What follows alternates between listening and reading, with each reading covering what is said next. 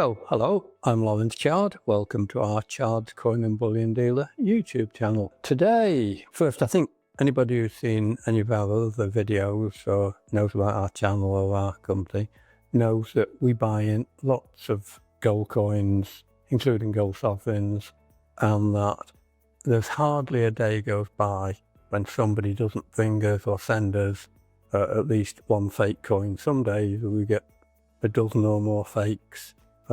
Some days it may be only one or two, but very rare when we get a day when nobody brings or sends us a fake coin in. Late last week, might have been Friday, somebody came in with a whole lot of gold coins, and he wanted to put them into our storage facility. Now, we're quite happy to do this, but when we do that, we actually insist that we actually check through the coins to verify that they are what they're supposed to be, because of course eventually we're handing them back and we don't want to hit a dispute at that stage. So we insist that we know what's going in there, besides which we're responsible for the insurance cover on it. So we do have to know what's coming in. So everything was going okay until we came across this one coin that I'm going to show you now. I will show you some still photos, some high resolution ones. It's a 1911 London Mint sovereign, and it's very nice and bright and shiny. In fact, I see a lot of minty looking old coins as part of the job, but this one is sort of exceptionally bright and shiny, and it appears to have had no wear whatsoever, or no appreciable wear. The only problem with it is fake, and it's an obvious fake, and I can tell from this sort of distance it's a fake. It just it looks weak, and the light patterns you get from it are just not right. Let me see if I can explain what in particular, and I often end up doing this because people, exactly which bit looks wrong. Well, often you can pinpoint one little bit, but I can't see one little bit from that distance. I can only see the whole lot, and yet from that distance I can tell it's a fake. Probably the biggest single point for like the layperson is that down behind the horse there's a little sort of raised area in a curve, and it looks like what you get when there's ghosting of the king's head, but it doesn't correspond with the king's head. It would be in the wrong place, and it's a sort of undulation or wavy effect that you often get on fakes, and that could occur because of casting, and it could even happen on fakes that were made by that were struck by a die. So that's the one easy to show and easy to explain figure. There are other things. The BP initials look blurry. The ones, certainly two of the ones in the date look wrong. The area around the middle on the reverse, so St. George's right leg, looks very weak and faint, and part of the horse. It's quite typical of what you get with fake. I think I've already said this would be a London Mint one, which means it would have been made at the Royal Mint in London at the time. Except this obviously wasn't, because it is a fake. We night on tested it, and I've got the result here that we did at the time, and I also did a double check at the time. But what we will do is we'll do it live on camera, but we can't do it today because our adapter cable from the night on machine, it has become faulty or got damaged. So today it's on strike and it's not working. We'll order another one, and hopefully it might arrive tomorrow, in which case we'll actually shoot the video of testing that, and we'll insert it into this video so that you can see what we're doing. But the results we got before, and we test for 60 seconds as standard, the obverse 916 parts per thousand of gold. That's entirely normal. The tolerance there is 3 parts per thousand, so it could be as high as 919, and what it needs to be for 22 carat is 9166 recurring, usually rounded to 917. The copper content is not exceptional. It's 80 parts per thousand, which is about normal.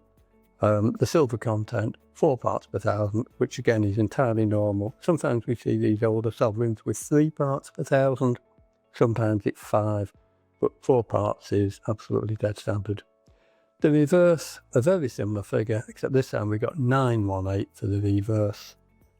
Again, entirely within normal parameters for this coin. So, if somebody put this on the night-on machine, or acid tested it, or tested it any other way, they would go, the gold content is right. That's fine. And I agree, the gold content is right. And actually, one of our team that was working on this particular transaction said it tests genuine. And I went, no. The gold content tests okay, but the night-on machine cannot tell you that the coin is genuine. There are some people around who actually put things on a night-on tester, and if it's the right reading, they conclude that the coin is genuine. That is absolute, utter, illogical nonsense, and they are wrong. I can be wrong, and I know I can be wrong, but because I know I can be wrong, then I make all the effort I can to make sure that if I state something as fact, then you can rely on it being right. And if I'm not sure, I will actually tell you I'm not sure. So, why are we taking all this time and trouble to show you this coin? The main reason is it came in, well, the customer that brought it into us informs us, and he seems to be very reliable in this, that it bought all his coins from one entity. He didn't buy from different places, so there's no question if he could be confused because this one came from Uncle Albert and whatever. And when he told us who he'd bought them all from, we were surprised. And when I heard, I was absolutely astounded for a few seconds. And then I've worked out how it could possibly happen. This will probably annoy a few listeners in that right now I'm not going to tell you who that was. I'm sure it was a mistake on their part. Not that that is really excusable, but the reason that I won't say in this case is because at the moment it's only, if you like, hearsay evidence. Our customer told us that. Whether the customer's mistaken, we can't tell. As far as I'm aware, we can rely on what he tells us. The chap is coming to visit us actually, and I think he's due in tomorrow, and if I'm around I will try and have a conversation with him. Our team member that dealt with him did learn that he'd got all his receipts and invoices at home, and he's coming in soon, I think, with some more items to go into storage. So she is going to ask him, can he bring all his receipts and invoices with him, and we'll try to identify which item this is on the invoices. At the minute I don't quite know whether it was part of a set or an individual coin, although having spoken to Emily, she seems to think that she was told that this was bought as a bullion sovereign. If you don't like the fact we're not saying, you're entitled to your opinion and you're entitled to comment. In fact, please do comment, but please don't moan that he's not telling us, because there is a perfectly good reason there. There's 2 good reasons. One, if we named names and we're wrong, the entity would be entitled to sue us for defamation, which we don't want.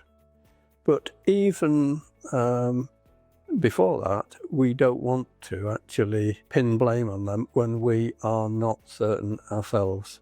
We can't be sure on this.